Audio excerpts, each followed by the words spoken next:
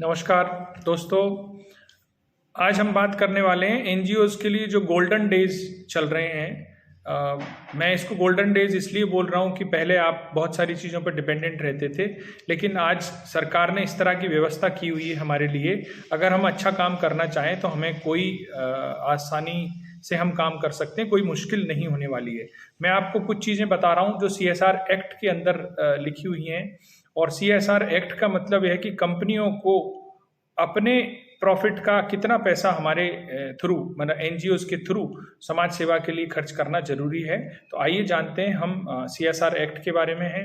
तो सबसे ज़रूरी चीज़, सबसे पहले आप कौन सी कंपनी के पास आप जा सकते हो, तो इस बात के लिए 3 पॉइंट जरूरी हैं। फर्स्ट पॉइंट है कि कोई भी कंपनी जिसका 500 करोड़ का नेटवर्थ अगर है, या कोई कंपनी जिसकी 1000 करोड़ का टर्नओवर है, या उसका 5 करोड़ का नेट प्रॉफिट है सालाना। तो इनमें से तीनों कोई भी क्राइटेरिया अगर कोई कंपनी फॉलो करती है तो उसको अपने नेट प्रॉफिट का 2% समाज सेवा के अंदर खर्च करना पड़ेगा, और वो नॉन प्रॉफिट के थ्रू या खुद के फाउंडेशन बना के वो लोग कर सकते हैं। तो इसलिए हमारे लिए ये बहुत अच्छी अपॉर्चुनिटी है कि हम कंपनीज के थ्रू डोनेशंस ले सकते हैं, कंपनीज के थ्रू सहयोग फंड प्राप्त कर सकते हैं और अपनी समाज सेवा से जुड़ी हुई चीज़ों को हम आगे बढ़ा सकते हैं। तो कितना समाज सेवा में करना है, तो उनका जो टोटल प्रॉफिट है उसका नेट प्रॉफिट का 2% वो उनको समाज सेवा में देना जरूरी है, और ये मैंडेटरी है। और अगर तीनों कैटेगरी जो मैंने बताई इनमें से एक भी कैटेगरी में कंपनी क्वालिफाई करती है तो उनके लिए ज़रूरी है कि वो एक CSR कमेटी बनाएं, और उस CSR कमेटी जो है अपनी कंपनी की एक CSR पॉलिसी बनाएगी, और इस पॉलिसी के आधार पर कंपनी अपने फंड्स को एनजीओज़ के थ्रू और समाज सेवा में खर्च कर सकती है। तो आइए हम जानते हैं कि ये कब से शुरू हुआ, क्यों शुरू हुआ। वैसे तो हमारे देश में दान पुण्य का काम या समाज सेवा का काम इतिहास से करते आ रहे हैं। जैसे आप देखोगे टाटा ट्रस्ट बहुत अच्छा काम करते हैं पहले से ही, बिरला ग्रुप ऑफ कंपनीज ने काफ़ी अच्छे काम किए हैं। लेकिन अब हिंदुस्तान दुनिया का पहला एक देश है जिसने सन 2013 में एक एक्ट बनाया जिसका नाम है CSR एक्ट, और ये कंपनी एक्ट के अंदर आता है।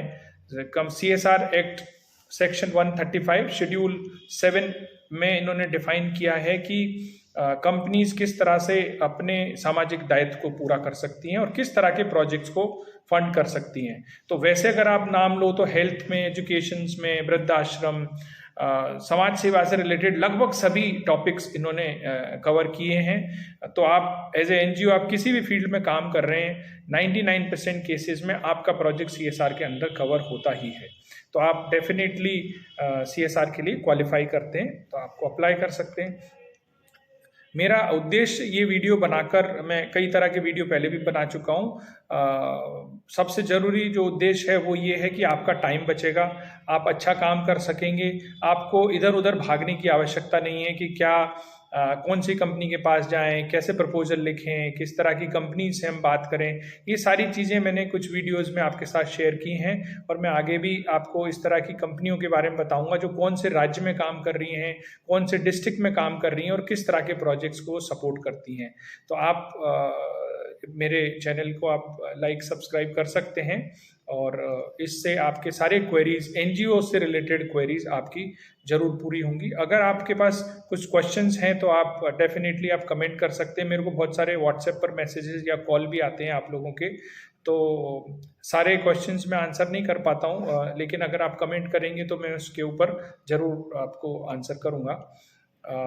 तो सबसे पहले ज़रूरी है कि हम किस तरह के प्रोजेक्ट्स जो है वो हमारे हैं, और उन प्रोजेक्ट्स के आधार पर हम कैसे अप्लाई कर सकते हैं।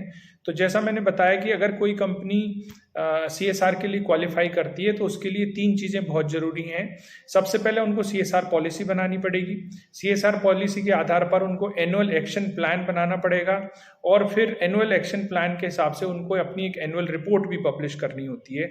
तो ये 3 चीज़ें ऐसी हैं जो कंपनी एक्ट के थ्रू हर कंपनी को ये मैंडेटरी किया गया है कि वो अपनी वेबसाइट पे इन चीज़ों को दिखाएं।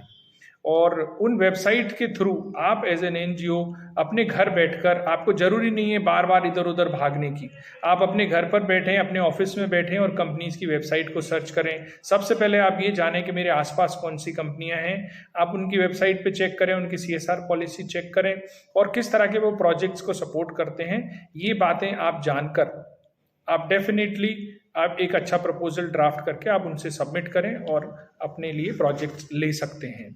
और ये मैंडेटरी चीज़ें हैं जो मैंने बताया। एनुअल एक्शन प्लान बहुत ही डिटेल प्लान होता है जो कंपनी को करना होता है कि वो अपने पैसे को कैसे खर्च करेंगे।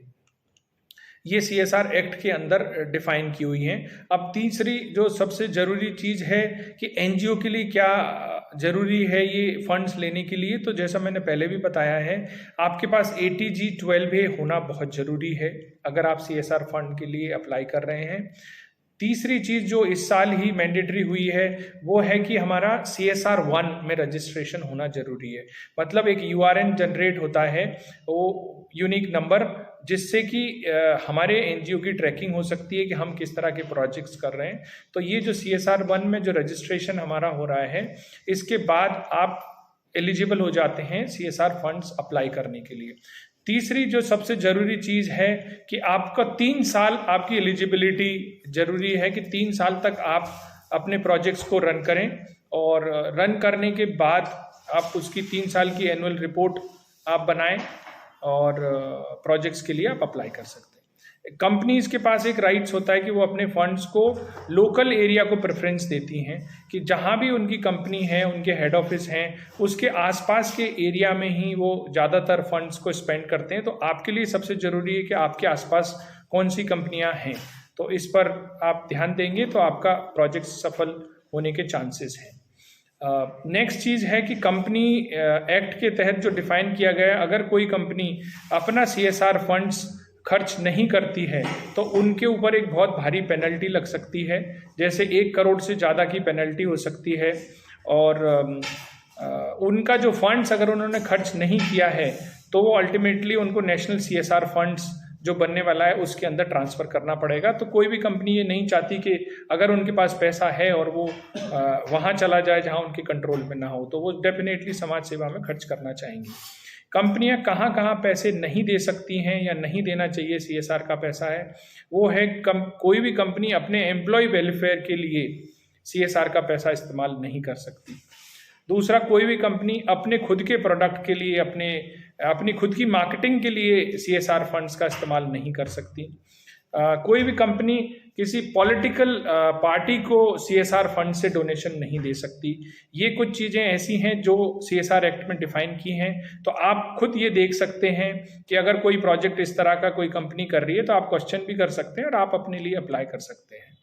नाउ, एक और जो जरूरी चीज़ CSR एक्ट में है, बहुत सारे लोगों को नहीं पता होता। कई बार कंपनियां CSR प्रोजेक्ट्स के से कुछ असेट्स क्रिएट करते हैं, जैसे मान लो आपने कोई बिल्डिंग बनाई, कोई हॉस्पिटल बनाया या कोई इस तरह की असेट्स क्रिएट की जिसके अंदर CSR का पैसा लगा है, तो उस बिल्डिंग या उस असेट को कंपनी नहीं रख सकती। उसको किसी न किसी नॉन प्रॉफिट या किसी और दूसरे क्राइटेरियाज हैं उनको ट्रांसफ़र करना पड़ेगा। और आप एलिजिबल हैं, आप भी कंपनी से रिक्वेस्ट कर सकते हैं कि भाई इस प्रोजेक्ट के थ्रू ये असेट क्रिएट हुई है, तो आप उसको अपने नाम ट्रांसफ़र करवा सकते हैं।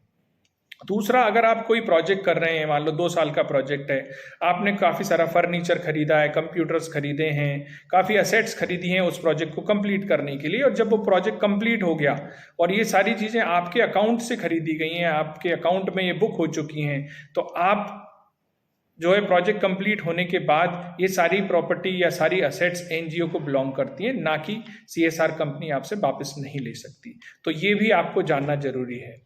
एक और इम्पॉर्टेंट चीज़, किसी प्रोजेक्ट्स के तहत अगर कोई इनकम जनरेटिंग एक्टिविटी होती है, जैसे मान लो आप लाइवलीहुड का कोई प्रोग्राम रन कर रहे हैं और वहाँ पर आप फीस लेते हैं, या फिर आपने कोई प्रोडक्ट बनाया, उस प्रोडक्ट को बेचने से आपकी इनकम होती है, तो जो भी इनकम हो रही है उस इनकम को कंपनी अपनी इनकम नहीं मान सकती, उस कंपनी जो जो इनकम हुई है उसको भी समाज सेवा के अंदर ही खर्च करना पड़ेगा। ये भी कंपनी एक्ट में लिखा हुआ है। तो ये सारी चीज़ें मैं आपको इसलिए बता रहा हूँ कि आप अगर ये सारी चीज़ें जानेंगे तो आप एक अच्छा प्रोजेक्ट डिफाइन करके आप अपने लिए फंड्स ले सकते हैं।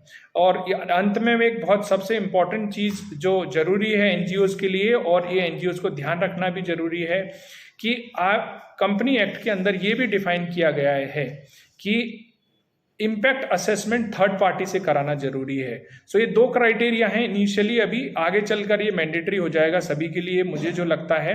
लेकिन आज का जो क्राइटेरिया वो ये है कि अगर कोई प्रोजेक्ट 1 करोड़ से ज़्यादा का है तो उस प्रोजेक्ट्स का इम्पैक्ट असेसमेंट करवाना जरूरी है।